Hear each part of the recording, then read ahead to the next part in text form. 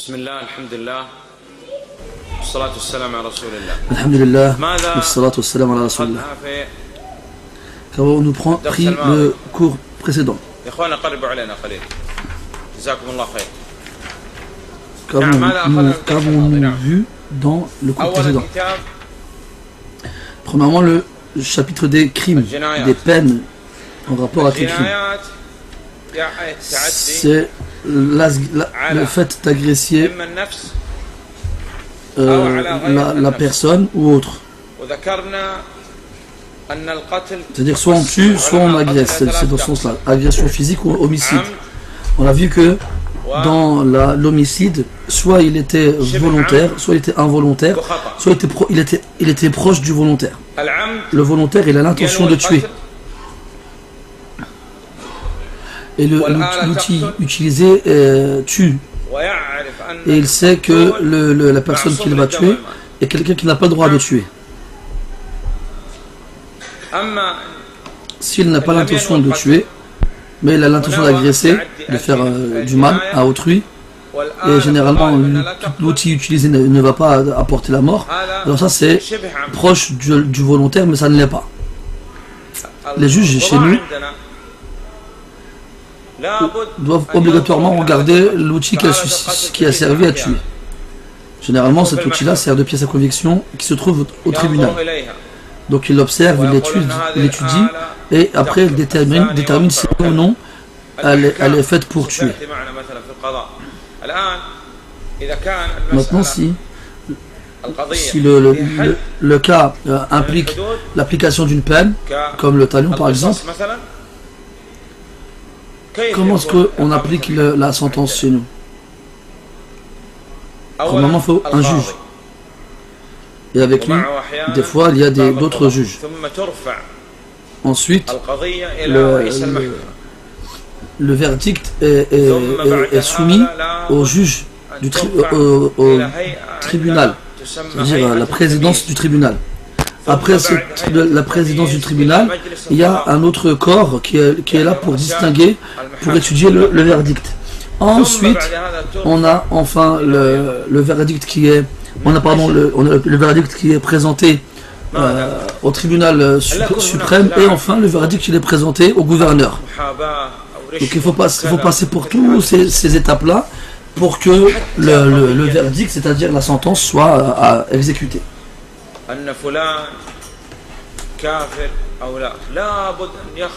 Et même le fait d'appliquer le jugement de l'excommunion sur une personne, ça suit exactement le même procédé en Arabie.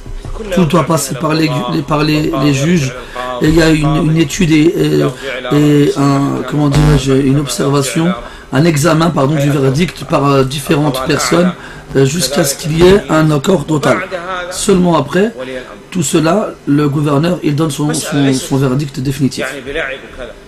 Le fait de donner des noms aux gens, de leur appliquer des jugements comme les gens le font aujourd'hui, c'est une catastrophe.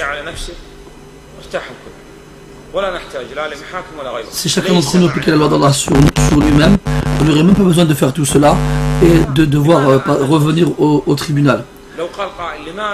Si quelqu'un il dit pourquoi ces choses-là qu'on est en train d'étudier ensemble, ce n'est pas seulement les juges qui vont les étudier, on répondra pour que tout le monde les connaisse, tout le monde les étudie pour que tout le monde les connaisse et que tout le monde les applique surtout.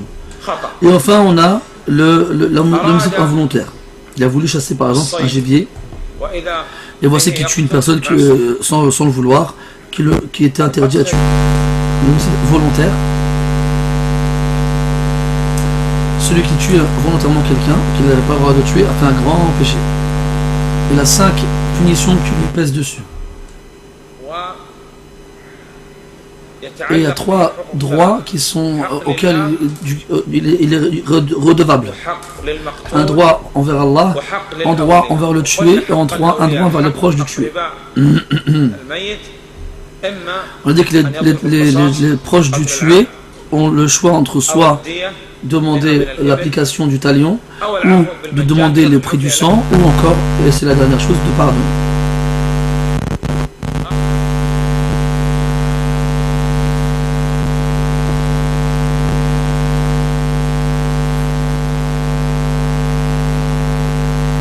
on a deuxièmement, on a l'homicide proche du volontaire. Il a un péché, et là, il doit payer le prix du sang, et il n'a pas de peine appliquée sur lui. Et celui qui a tué involontairement, il n'a pas de péché, mais il doit payer le prix du sang quand même. On a cité dans le corps ce qui se dit une fois et ce qui se répète plusieurs fois.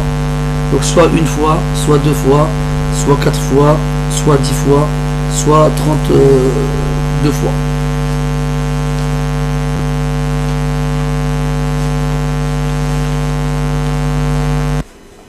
Comme les dents, bien sûr.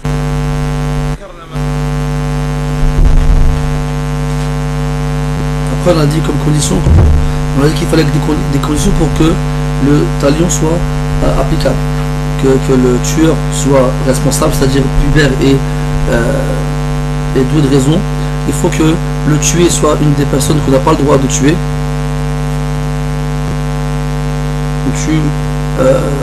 C'est-à-dire on ne tue pas le musulman et les non-musulmans avec lesquels on a fait un pacte, avec lesquels on a accordé la sécurité, et enfin ceux qui ont droit à la sécurité en payant l'impôt. Donc on ne tue pas un musulman s'il a tué un mécréant, et si un homme tue une femme ou bien une femme a tué un homme, il n'y a pas de différence, tout le monde c'est pareil. On a dit que le prix du sang de la femme est équivalent à la moitié de celui de l'homme, tant que ça n'atteint pas le tiers. Après on est rentré dans les peines, on a parlé des peines en rapport avec la fornication. Il y a aussi pour l'accusation de la fornication, pour le vol, les brigands,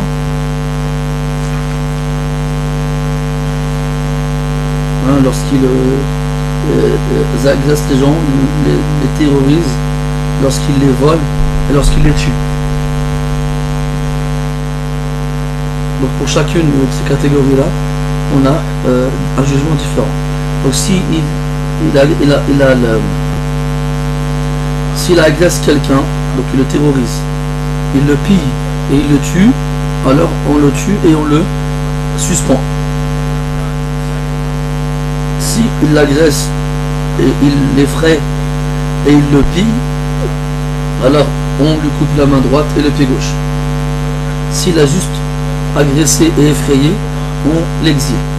Après on a parlé des rebelles, qui sont un groupe de musulmans qui ont une puissance et un nombre nécessaire pour renverser le pouvoir suite à une ambiguïté. Donc le gouvernement, premièrement, il a l'obligation de leur envoyer des savants afin de débattre avec eux et de leur prouver qu'ils sont dans l'erreur. Et si jamais ils s'obstinent, alors il les combat afin de les forcer d'arrêter ce coup d'état. Et on fait tout son possible pour ne pas les tuer. Et c'est parmi eux quelqu'un il s'enfuit, on ne le recherche pas et on ne prend pas leurs biens, et ainsi de suite. Après l'auteur, rahimahullah, c'est comme s'il nous disait, donc n'oublions pas qu'on est dans le chapitre en relation avec les peines, les sentences juridiques. Et là, on va voir le jugement de l'apostat. Et pourquoi est-ce qu'il cite et pourquoi il a dit quel est le jugement de l'apostat? Il n'a pas dit la sentence de l'apostat, alors que dans le chapitre on rapporte les jugements, les sentences.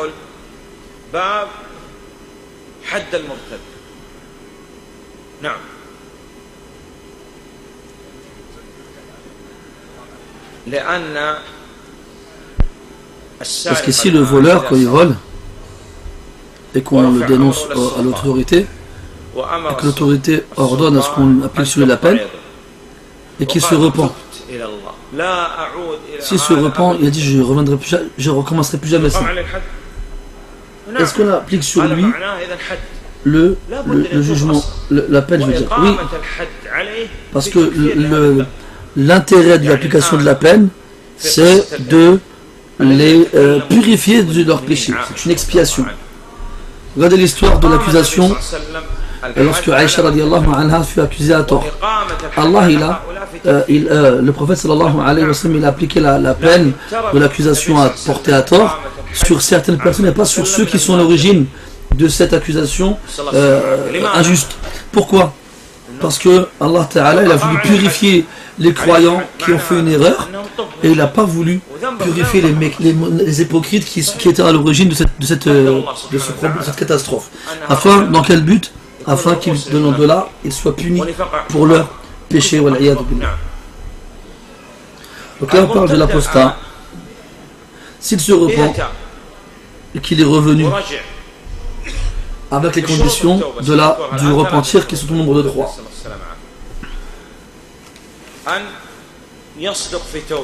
Première condition, qu'il soit sincère et véridique dans son repentir, c'est-à-dire qu'on voit les traces du regret dans son repentir. Il va tracer de la prière, il va faire le pèlerinage, il va jeûner, ainsi de suite.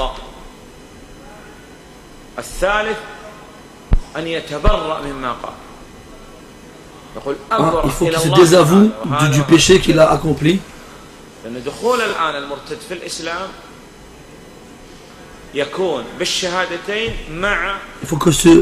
Il faut qu'il se désavoue du péché qu'il a accompli et qu'il reconnaît l'avoir accompli.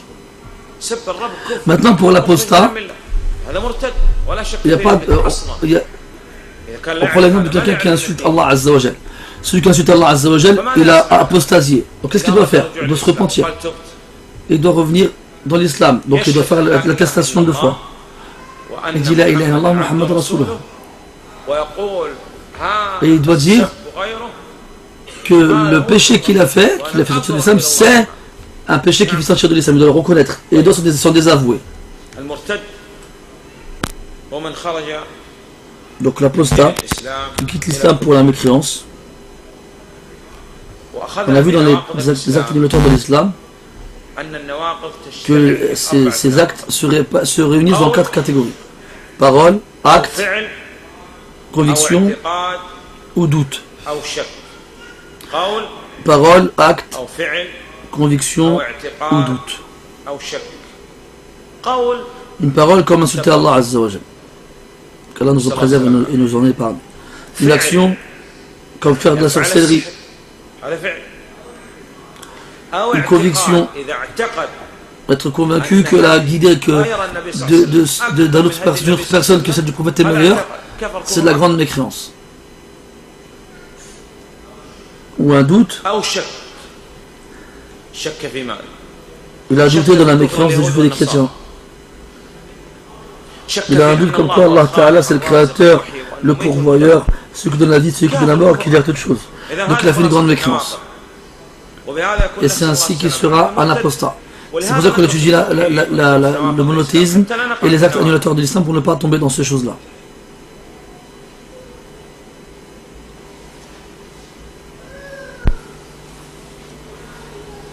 Donc, celui qui apostasie,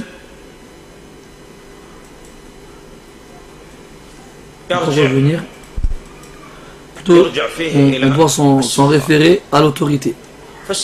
Donc ils doivent le pousser au repentir, s'ils y voient un intérêt. S'il se repent, il n'a rien à craindre. S'il persiste, alors il est un apostat et il doit être exécuté. On a bien expliqué que les peines ne sont appliquées que par les savants. Et après cela, par les savants, par l'autorité et le gouvernement. Après cela, on a le dernier chapitre, le grand chapitre qui contient le jugement, les accusations, les preuves et les différents types de témoignages. Il faut savoir que le jugement est une obligation à titre communautaire. Le juge, donc il y a 3 types de juges. Parmi eux, un juge qui connaît la vérité et qui l'a appliquée. Il est au paradis. Et celui-ci a une énorme récompense et un mérite pour celui qui a été juge en connaissant la vérité et qui l'a décrété. Et les gens ont obligatoirement besoin de juges. Parce que Parce que forcément, dans l'action des gens, il y aura de la négligence. Et Shaitan, il a juré par Allah qu'il fera tout pour égarer les gens. Il a dit qu'il ferait tout pour nous atteindre par devant et par derrière, et à notre droite et à notre gauche.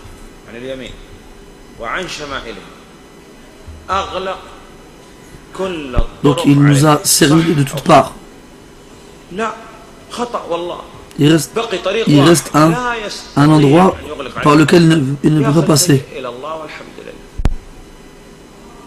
C'est le chemin qui ramène vers Allah subhanahu wa ta'ala. Donc on a besoin du jugement. Le gouverneur obligatoirement doit déterminer, doit désigner des gens qui vont juger, qui vont occuper, faire la fonction de juge, comme c'était auparavant. Celui qui décide de désigner un juge ou bien d'en virer un, ça revient bien sûr au gouverneur.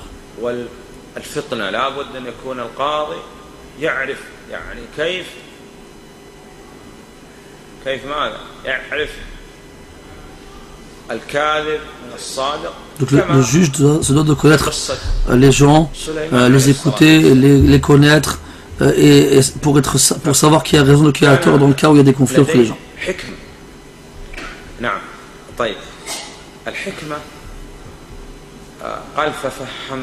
C'est comme dans l'histoire de Sulaiman alayhi salam dans le Coran, laquelle Allah fait référence dans le Coran. Comme quoi Allah il a donné la compréhension à Sulaiman.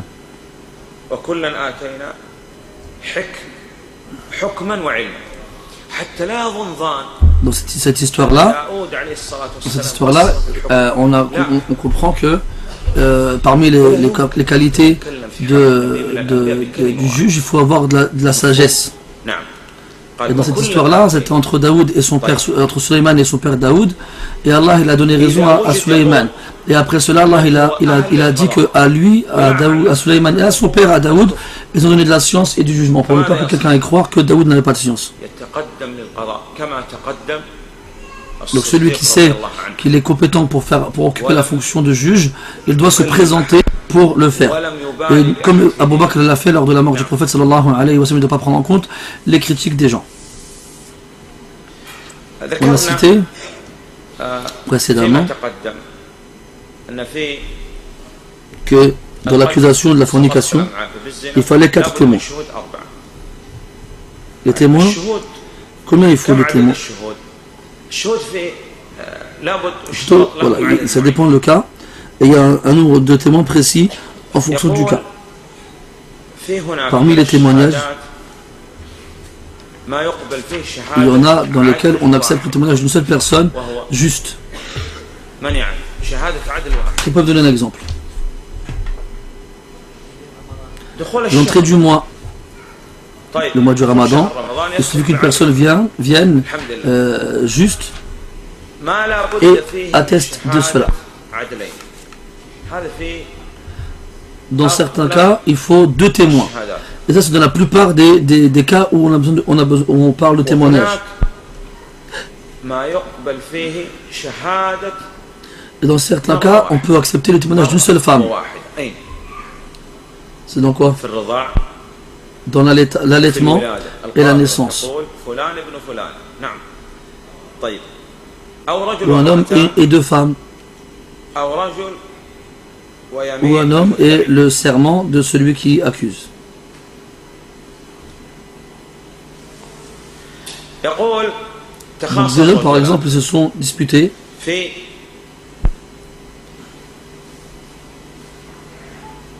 dans un chameau, ou dans un appareil, un téléphone, disons un téléphone. Le premier il est rentré avec le téléphone et le second il est rentré sans rien.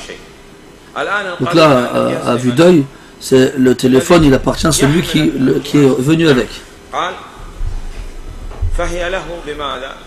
Donc on dira, si jamais il jure que c'est le sien, eh bien on lui donnera raison par le fait qu'il est juré. On va prendre un forgeron et un menuisier.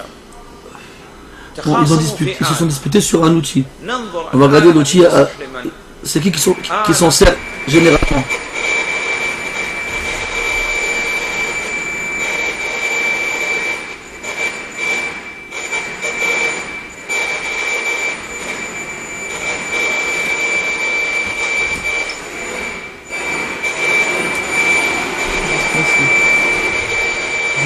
J'ai rien touché.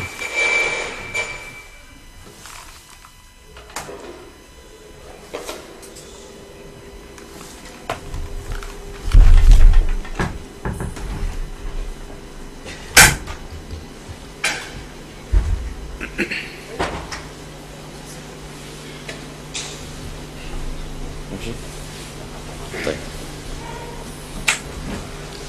إذا انقطعت الكهرباء والإمام في الصلاة ماذا نصنع؟ L'électricité se coupe et l'imam fait la prière. Qu'est-ce qu'on fait? الإمام الآن يصلي L'imam fait la prière. وهناك Il y a des ناس gens طابق au premier العلوي étage أو ناس ou dans le طابق sous-sol. السفلي. Qu'est-ce qu'on fait? فماذا نصنع؟ On finit la prière. نكمل Il n'y a pas de problème. ولا إشكال. Soit un il s'avance et prie pour ceux qui sont au premier, أو ou bien au rez-de-chaussée, au sous-sol, ou bien chacun il finit tout seul la prière. تقدم واحد منهم Un d'entre eux il prend l'initiative de s'avancer pour faire l'imam. بعد Et après le son il revient. Qu'est-ce qu'il fait? فماذا يصنع؟ Il revient derrière ويكمل. et les gens ils finissent avec l'imam du départ. طيب On a vu قلنا un forgeron et un menuisier ونجار se disputent pour un outil. Et l'outil pour lequel ils se disputent, on constate qu'il ne peut être utilisé que par le menuisier. Donc l'indice il est en faveur de qui là? Du menuisier, pas du forgeron. نعم هذا الذي تحمل الشهادة حقوق الآدميين فرض كفاية. إذا قام Témoigner dans les cas qui ressemblent, qui concernent les êtres humains, est un acte qui a le jugement d'obligation à titre communautaire. Qu'une partie s'en charge, ce n'est plus obligatoire pour les autres. Quelles sont les conditions pour que le témoin soit accepté? Il faut qu'il soit juste à l'intérieur et à l'extérieur. À l'extérieur, c'est-à-dire يظهر عليه que soient visibles en lui les signes de l'équité, من de la droiture. اللحية الثوب دون الكعبين La barbe, le والمحافظة على qamis, الصلوات المفروضة. qui est au-dessus des chevilles, وقلنا لكم être assidu et régulier, dans l'accomplissement de la prière en groupe. On a vu que l'imam Ahmed rahimahullah disait que l'homme qui délaisse la prière de l'witr est une mauvaise personne dont on n'accepte pas le témoignage. نعم رضيها الناس. تعرف عندنا ناس ما يمكن لا يزوج ولا يقدم في الصلاة ولا غيره. لا Il n'est pas يجوز permis يحرم عليه أن يشهد pour quelqu'un de témoigner d'une chose qu'il ignore. شيء On ne peut témoigner que pour une chose dont on est sûr à 100%. قال ترى الشمس Est-ce que tu vois le soleil? ترى الشمس قال على Eh bien, مثلها il فاشهد. va répondre oui. Eh bien, tu dois témoigner pour une chose dont tu es sûr de la même façon que tu l'es quand tu vois le soleil. فاشهد أو دع.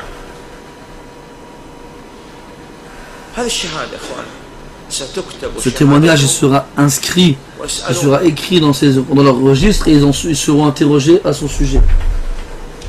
Par quoi le témoignage il a lieu? Par la vue. J'ai vu un tel. رأيت فلان قال نعم رأيت فلان. في الغالب اليوم يتكلم La بكلام plupart- يقول فلان قال وقال وقال. أي La plupart du temps, قال والله ما أدري. les gens ils répètent ce qu'ils ont entendu, sans l'avoir vu ni l'avoir entendu eux-mêmes. حدثني Ils الثقة. disent à quelqu'un de confiance, il me l'a dit, سمعت. j'ai entendu. C'est qui la personne digne de confiance? هل هذا هو المتكلم Nous on فيه veut يقول savoir لا. comment reconnaître la personne هو هذا أصلاً. qui est digne de confiance. Est-ce que c'est celui dont on parle ou celui qui vient إذن transmettre l'information? Très souvent, c'est celui qui transmet l'information qui n'est pas digne de confiance. موقن Donc on revient au témoignage, il faut être sûr à 100% de ce pourquoi on vient témoigner. قال والله صلى العصر الشيخ عبد اللطيف. quelqu'un vient et jure que c'est Cheikh Abdul Latif qui a présidé la prière de l'Asr. Comment cela? Est-ce que tu l'as vu? Oui, je l'ai vu avec mes yeux. Ou bien je l'ai entendu, j'étais au dernier rang et j'ai entendu la voix de Cheikh Abdul Latif, comme quoi il dirigeait la prière de l'Asr. Donc soit le oui, soit la vue, soit la célébrité de l'information. Par exemple, le fait que l'information se soit diffusée partout à un point où personne ne l'ignore. Comme par exemple quelqu'un qui vient témoigner que Cheikh Ibn Baz est mort, parce que tout le monde sait que Cheikh il est mort sans aucune exception.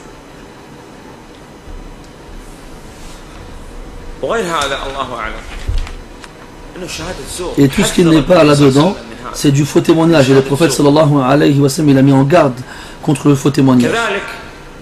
Aussi, quelquefois, certains témoignages sont rejetés.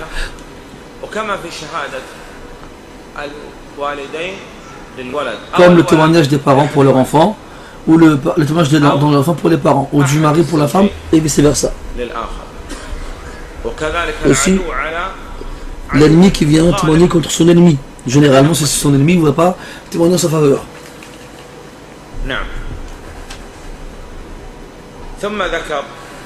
Après, l'auteur il a cité le chapitre du partage. Donc des fois, le juge il est amené à partager certaines choses. Le partage soit sera un partage obligatoire, on va contraindre les gens, on va les forcer qu'ils le veuillent ou non. Et la seconde, c'est un partage avec le consentement des deux parties. Donc pour la première, celle où on va contraindre, c'est dans les choses dans lesquelles il n'y a aucune nuisance.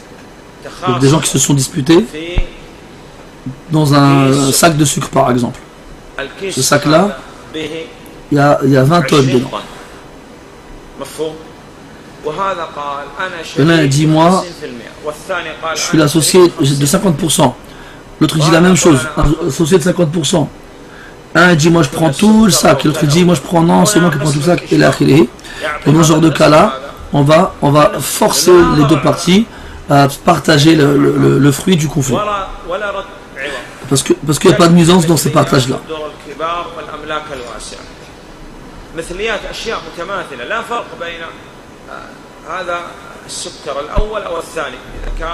Il n'y a pas de différence dans le cas où il y a plusieurs choses pour lesquelles ils se disputent, comme différentes sortes de sucre par rapport au premier exemple, par exemple.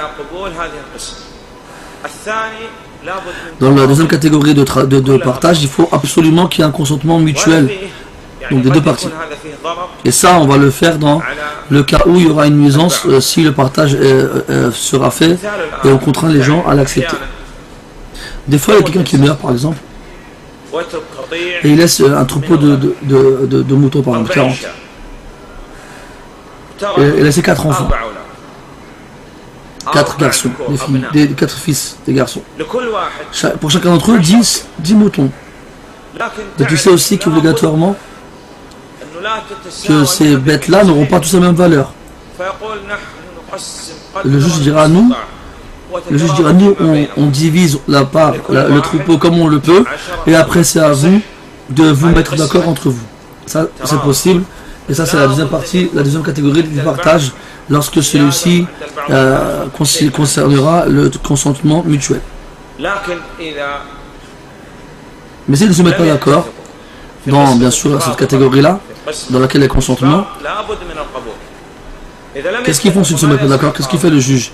Ils vendent le troupeau de moutons et après, tout simplement, ils vont séparer, ils vont diviser la valeur du troupeau en nombre de parts d'héritage. Et enfin, l'auteur, rahimahullah, il a conclu ce livre-là avec le chapitre de la reconnaissance. Et pourquoi l'auteur il a choisi ce chapitre-là pour conclure le livre par optimisme. Car le prophète sallallahu alayhi wa sallam il aimait l'optimisme positif. Celui comme dernière parole, la ilaha illallah, il ne reste que entre lui et le paradis que la mort. Donc l'iqrar, c'est le fait de reconnaître. Reconnaître quoi? Un devoir.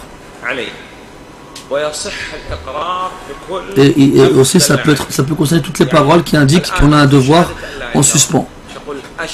Par exemple, quand tu dis Ashhadu an la ilaha illallah, tu dis Ashhad, c'est-à-dire que je reconnais avec mon cœur, je l'exprime avec ma langue et je le fais avec mes membres. Ça, c'est la reconnaissance la plus grande et la plus forte. Je reconnais qu'Allah est le seul et unique à mériter l'adoration. Dans son seigneurie, dans sa seigneurie, pardon, dans ses noms et attributs. Et comme tu affirmes qu'Allah il est dans ces trois types de tawhid, tu dois aussi affirmer que le prophète sallallahu alayhi wa sallam est un serviteur, un esclave qui ne doit pas être adoré, qui n'a aucune particularité lui permettant, lui justifiant l'adoration. Et c'est un messager.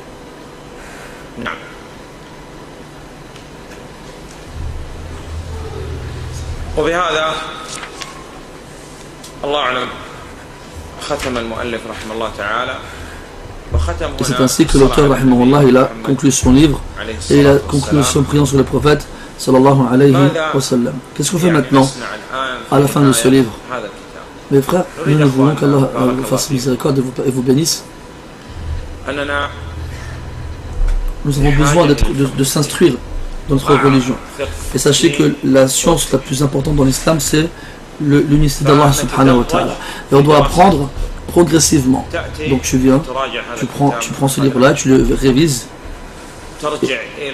et tu reviens au livre de Cheikh Al-Uthaymin, Sharh al-Mumti' ala Zad al-Mustaqni', livre qui malheureusement n'est pas disponible en français. Et tu écoutes les cassettes dans lesquelles le Cheikh Al-Uthaymin il a fait l'explication du livre. Tu les écoutes et tu avances avec. Tu les répètes, jusqu'à ce que les questions soient claires. Et Inch'Allah, ça c'est facile et simple. Il n'y a pas de difficulté dans cela, Inch'Allah. Tu recherches quelqu'un qui peut t'aider à apprendre. Il y a des gens, par Allah, ils n'ont pas voulu apprendre. Ni ils apprennent, ni ils enseignent. Le prophète sallallahu alayhi wa sallam, il a dit, le meilleur d'entre vous, celui qui a appris le Coran et l'a enseigné. Celui pour qui Allah veut du bien, il l'instruit dans la religion. Et il donne l'opinion d'Allah. Et tu te dis, Allah, parmi ses bienfaits indénombrables, il m'a choisi moi pour que j'étudie la science religieuse et sur la voie de mes prédécesseurs, qu'Allah il me compte parmi eux. Et tu suis ce chemin, et tu apprends par cœur, et tu révises, et tu maîtrises, et tu te retrouves avec tes frères et vous ensemble. Beaucoup de temps on perd, nous, malheureusement. Donc choisis un moment régulier où tu étudieras, ne serait-ce qu'une heure dans la journée. Donne une heure à Allah subhanahu wa ta'ala, que ce soit après le Fajr, après le Maghrib, après l'Isha, un moment où apprendre, un moment pour étudier. Il n'y a pas de savant ici. En France par exemple, par exemple, les autres ulama dont les audios sont disponibles, qu'est-ce que tu en fais? La fatwa ne t'en approche jamais et n'en parle jamais. Tu apprends, tu demandes à Allah qui t'aide et tu appelles les gens dans les choses dans lesquelles tu as une certitude absolue, à 100%. Si tu as un doute d'1%, tais-toi et ne parle pas. Ne fais pas de fatwa. Si quelqu'un il rentre par exemple ici et il demande elle est où la qibla, tu dis quoi? Je sais pas, Allah alim, moi je fais pas de fatwa. On va dire subhanallah. Ça c'est la réalité ça. Et cette même personne là, il va se permettre de donner le jugement de mécréants, de pervers ou d'innovateurs. C'est pas une fatwa ça c'est pire qu'une fatwa encore ça. Les frères, sachez que les gens ont besoin d'enseignement. Donc apprenez aux gens. Est-ce que tu as un doute dans le tawhid? Non. Alors apprenez aux gens le tawhid. Quant aux questions en rapport avec le divorce, les mariages et tout ça, il faut revenir pour cela aux grands savants. Donc il faut absolument que ta vie entière soit pour Allah subhanahu wa ta'ala. Le Cheikh Ibn Baz disait rahimahullah, la vie dans le sentier d'Allah, vivre dans le sentier d'Allah, vivre toute ta vie dans le sentier d'Allah, 60, 70 ans, 80 ans ou plus, dans le sentier d'Allah et pour Allah, c'est plus dur encore et difficile que de mourir dans le sentier d'Allah. Tu rentres dans la bataille par exemple, ça dure 5 minutes et tu meurs et c'est déjà ça et c'est fini. Mais par contre, rester toute cette vie à faire tes prières obligatoires à l'heure, jeûner, donner ton aumône, faire le pèlerinage, donner le bien, interdire le mal, être bienfaisant envers les créatures, être un bon compagnon dans la vie conjugale, bien éduquer tes enfants. Toute ta vie, ça c'est difficile. Donc demande l'aide d'Allah subhanahu wa ta'ala et tu multiplies la demande de pardon. Comme Allah dit en Coran, j'ai dit implorez le pardon de votre Seigneur, il est certes pardonneur. Il fera tomber pour vous de la pluie du ciel et il vous donnera de la force et des enfants et il vous donnera des biens et il vous donnera des fleuves et des jardins. Chacun d'entre nous sait que l'émigration est obligatoire. Il n'y a pas de doute là-dessus. Et tout le monde doit faire l'émigration. Il y a certains d'entre nous qui débattent à ce sujet, mais au fond de lui, il sait que c'est obligatoire. Parce que le méfait et la nuisance du fait de résider dans un pays de mécréants, elle est grandiose. Tu pars aujourd'hui? Il dit non. Demain, non plus. D'accord. À partir d'aujourd'hui, considère ta résidence en France comme étant prédicateur. Tu appelles les gens à Allah Ta'ala. Tu n'as pas le droit de rester ici si ce n'est pas pour appeler les gens vers Allah Subhanahu wa Ta'ala.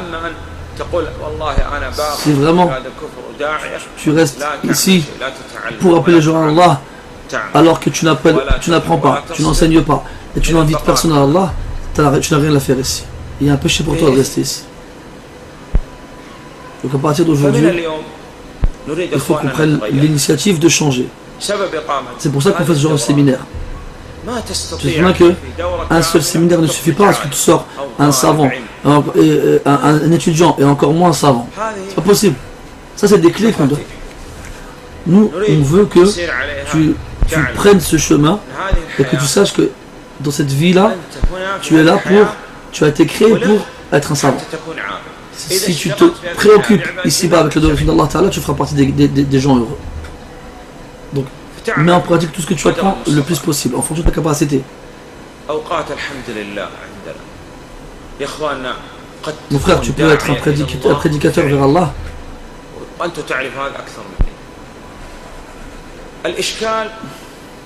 Le problème, c'est que certaines personnes, tous les jours, ils augmentent.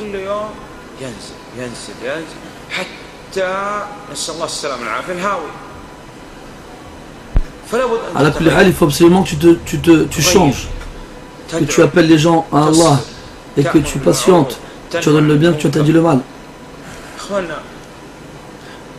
Répandez le tawhid. Est-ce qu'on peut connaître? Est-ce que quelqu'un doué de raison, on peut lui expliquer, lui montrer c'est quoi l'islam et il va le rejeter? Non, il n'y a que l'orgueilleux qui peut le rejeter. On peut appeler vers Allah par de nombreux moyens, téléphone, internet, certains dépliants aujourd'hui qui sont très faciles à trouver et disponibles. Va voir ceux qui étaient avec toi à l'école, ceux qui sont proches de toi, tes voisins par exemple, dans les arrêts de bus, de train. Et généralement ces gens-là, quand ils montent dans le bus ou dans la voiture, dans le train, ils veulent lire n'importe quoi. Entraidez-vous les uns les autres dans le bien, le plus que vous pouvez. Vous êtes la meilleure communauté qui est sortie pour les gens. Cette communauté, c'est la meilleure de toutes les communautés. Pourquoi? Vous ordonnez le bien et vous interdisez le mal. Et vous croyez en Allah.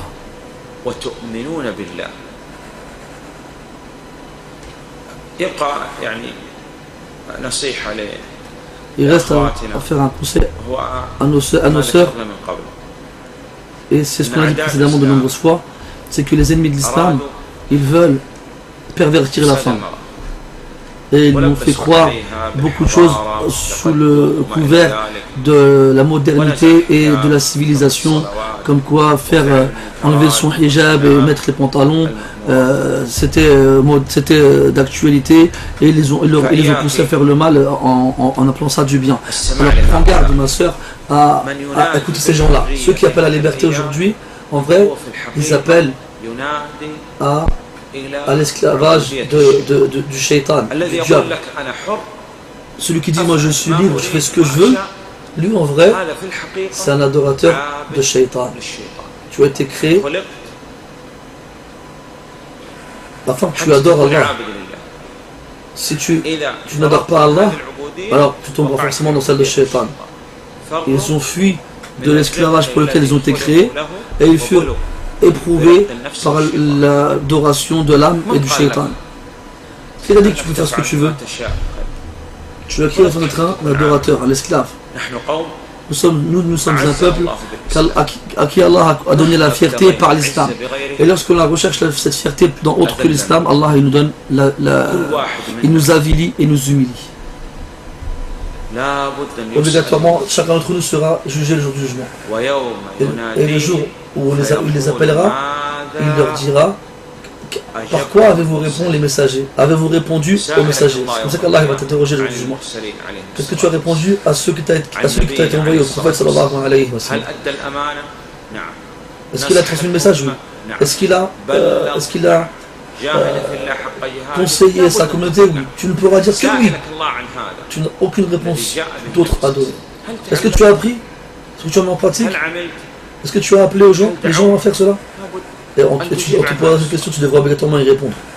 Ibn al-Qayyim il cite que l'esclave, quand Allah facilite l'accomplissement des obligations et il n'en profite pas, le quand Allah ouvre les portes de l'obéissance, de l'adoration, de l'apprentissage, les cassettes, les mosquées, les séminaires, contacter les savants. Si Allah ouvre ces portes-là et que tu ne passes pas par ces portes-là, et bien Allah Ta'ala, il s'interposera entre toi et cela. Et tu ne pourras plus jamais y accéder par la suite. Toute ta vie. Tu ne pourras pas. Quelle est la preuve? De nombreuses preuves dans le Coran indiquent cela. Parmi elles, ô vous qui avez cru. Donc là on appelle les croyants. Si vous êtes croyants vraiment, alors écoutez. Ô vous qui avez cru, répondez à qui? À Allah et à son messager lorsqu'il vous appelle pour ce qui vous fait vivre. Je dois répondre tout de suite.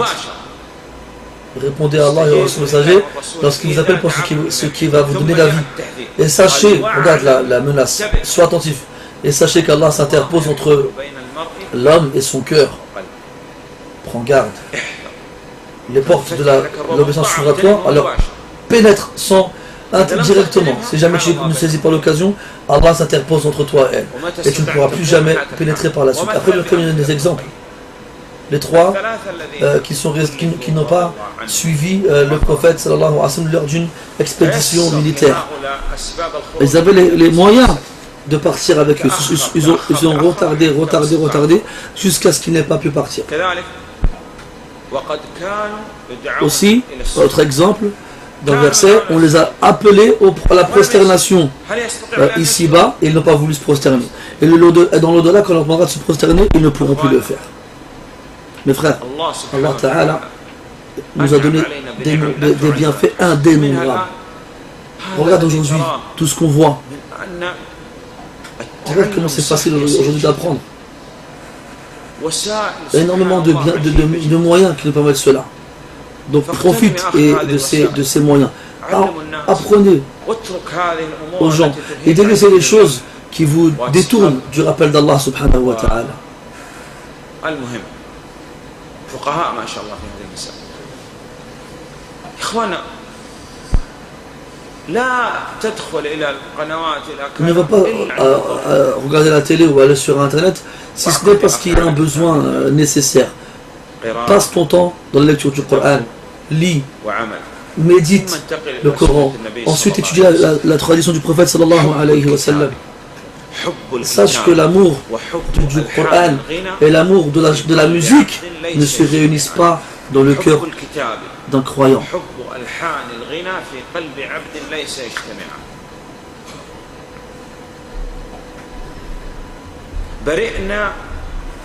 Nous nous sommes désavoués auprès d'Allah contre un groupe de personnes qui furent contaminés et sont malades à force d'écouter la musique. On a préféré vivre avec la tradition du prophète sallallahu alayhi wa sallam, et eux, ils ont préféré vivre avec dandana, la musique. Et comme Allah dans le Coran, il dit, et patiente avec ceux qui invoquent leur Seigneur le matin et le soir et qui recherchent sa face, son visage, la pureté de l'intention. Et il ne va pas que tes yeux n'aillent pas regarder ailleurs dans le but de rechercher les bienfaits de ce bas monde. Donc reste que tes yeux, ils restent fixés sur eux et ne quitte pas ces gens de tes yeux pour regarder des choses de ce bas monde. Et n'écoute pas ceux et n'obéissent pas à ceux dont on a scellé le cœur. On a empêché notre rappel de pénétrer dans ce cœur-là. Il ne s'assoit pas aux assises de science, ni lecture de Coran, ni de la tradition du prophète, ni exhortation, ni savant, ni quoi que ce soit. N'obéis pas à ces gens-là. On a empêché à leur cœur à ce que notre rappel y pénètre. Il suit ses passions. Donc il a regardé une des têtes des groupes égarés, Wasil ibn Ata, il est sorti du cours de Hassan al-Basri et il est devenu la tête d'un des groupes égarés les pires qui est Al-Mu'tazila. Donc, il a suivi ses passions et tout ce qu'il fait c'est futile, il n'a rien retiré d'ici-bas. Quand est-ce qu'il va apprendre quelque chose lorsque la mort viendra se présenter à lui? La mort revient à lui et il dira oh Allah, fais-moi revenir. Peut-être que j'arriverai à faire du bien dans ce que j'ai laissé derrière moi. Subhanallah. Toute ta vie on t'a facilité l'obéissance et tu attends jusqu'à mourir pour demander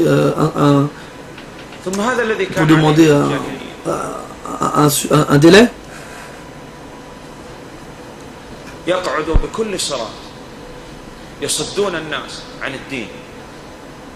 عن السنة عما كان عليه السلف نعم.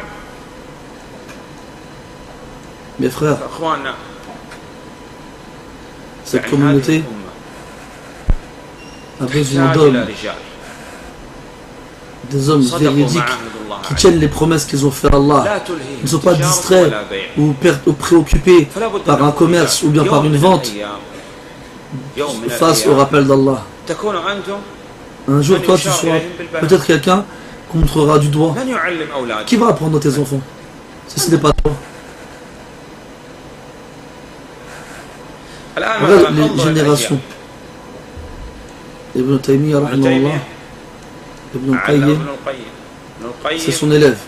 Ibn Qayyim, il a enseigné à un tel. Jusqu'à ce qu'on arrive à Mohammed ibn Ibrahim, il était le professeur de Sheikh Ibn Baz.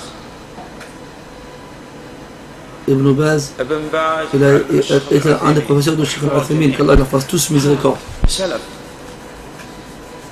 Voici le chemin des anciens, et voici celui que nous devons suivre, nous aussi. Regarde, aujourd'hui, on remarque que les gens sont délaissés de la science, sauf celui qu'Allah il a guidé. Délaissement de la science, délaissement de ci, délaissement de ça. Certains disent, la première fois de ma vie que j'entends que le chapitre des objets trouvés est tel chapitre et tel chapitre. Je n'ai jamais entendu ça. Si ce n'est la jurisprudence en relation avec la prière. Pas plus que ça. Mon frère, toi, tu es un musulman. Tu dois obligatoirement connaître ce qui a été rapporté du prophète sallallahu alayhi wa sallam. Tu prieras ta religion. On a vu dans les annotateurs de l'islam le fait de se détourner de la religion d'Allah complètement. Tu n'apprends rien et tu ne fais rien. Et tu sais très bien que les mécréants, ils veulent qu'on arrive à ce point-là, à ce degré-là. Que tu sois musulman, que tu ne connaisses rien de l'islam, si ce n'est qu'ils disent qu'il est M-O-U-S-L-I-M, afin de ne pas savoir c'est quoi l'islam. Ce qui provient de cette communauté, il ne sait pas. Qu'est-ce qu'on doit dire alors si on interroge sur la prière et le jeûne et le pèlerinage? Mais demande-lui la Coupe du Monde, de telle et telle chose, il saura. Eux, ils veulent qu'on devienne comme ça. Pourquoi, mes frères? Parce qu'on ne revient pas vers Allah, subhanahu wa ta'ala. Qu'on revienne vers Allah et qu'on dise, oh Allah, nous nous repentons à toi. Oh Allah, facilite-nous. Oh Allah, guide-moi et raffermis-moi. Qu'Allah nous, on demande à Allah, subhanahu wa ta'ala, qui nous accorde tous la réussite pour ceux qu'il aime et ceux qu'il agrée. Et montre-nous la vérité clairement et permets-nous de la suivre. Et montre-nous le faux clairement et permets-nous de le suivre. Wallahu a'lam, sallallahu ala nabina Muhammadin wa ala alihi wa sahbihi.